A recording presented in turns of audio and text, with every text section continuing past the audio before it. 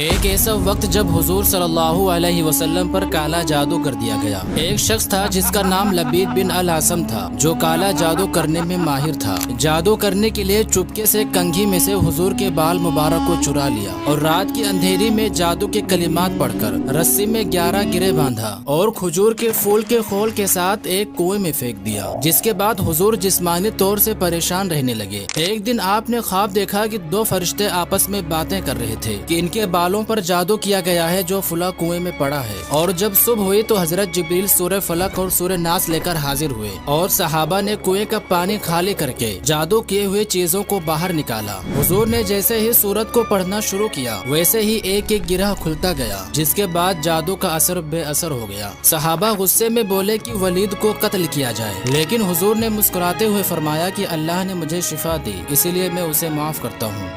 بس رہا ہے نظر میں مدینہ، دل میں ارمان ہے حاضری کے، روتے روتے روتے روتے روتے روتے روتے مدینے کے والی بیت جائیں۔ اور فکر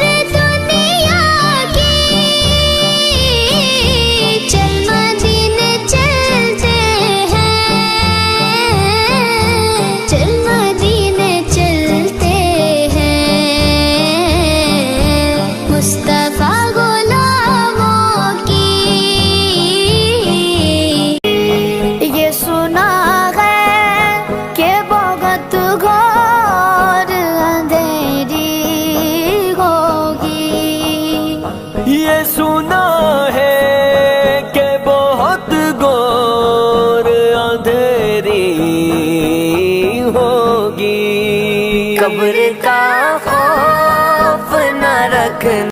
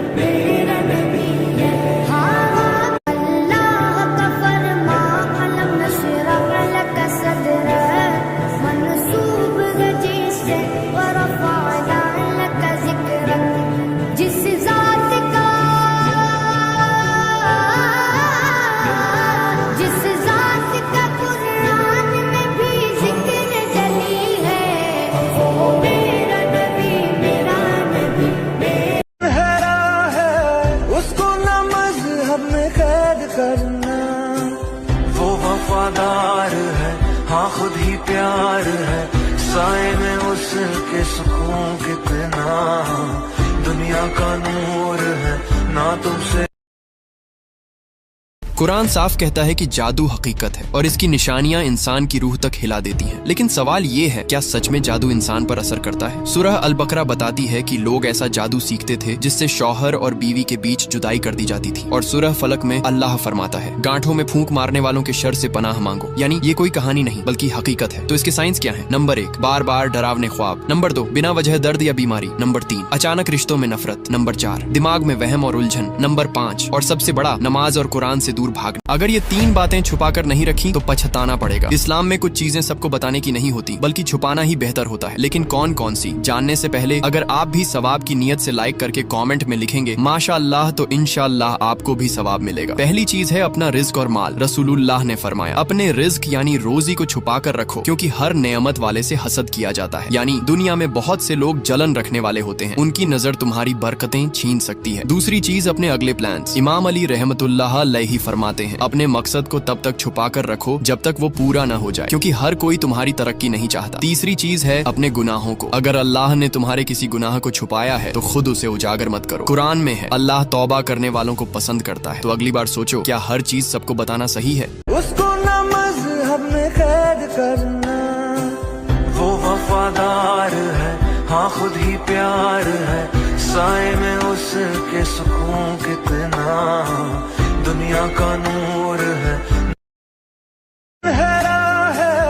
उसको न मज़हब में कैद करना, वो वफादार है, नेकी की राहों पे तू चल, रब्बा रहेगा तेरे संग, वो तो है तेरे तरफ शादी रचीदा, हर कोई है शादमा, आज महबूबे खुदा दूल्हा बना महराज में,